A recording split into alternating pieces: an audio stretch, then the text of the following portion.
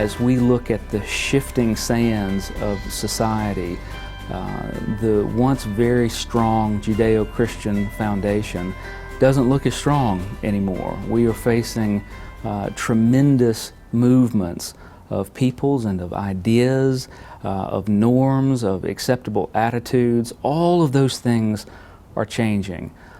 And you have to stop and think.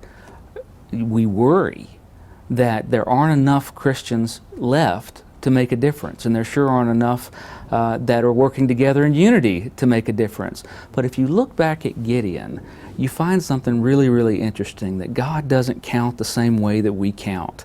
He doesn't just play a numbers game and say, okay, Team A's got more folks than Team B, so Team A wins. In fact, he approached it exactly the opposite.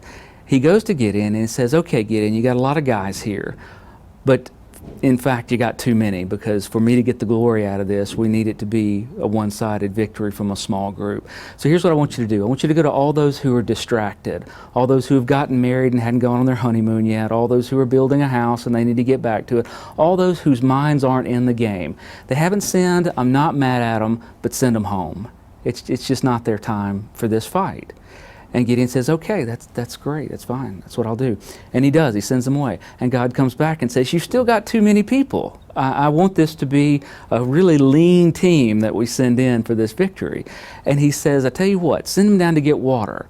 And the ones who pick up the water with their hands, send them home. The ones who lap up water like dogs, keep them.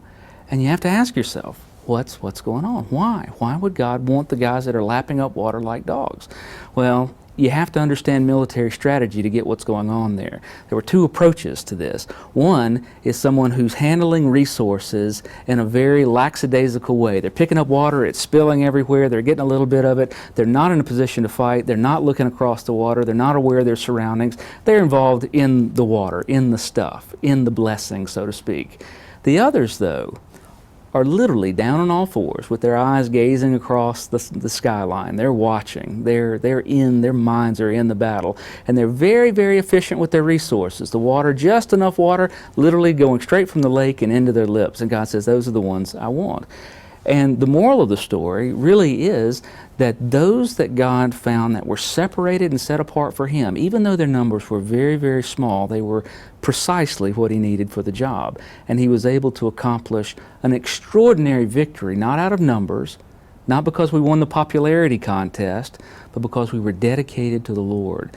And for us today, when we're facing so many seeming insurmountable obstacles, it can be disheartening if you try to play the numbers game. But if you remember that we serve a God in heaven that can take just a few of us that actually believe Him, that actually are set apart for Him, He can make all the difference in the world.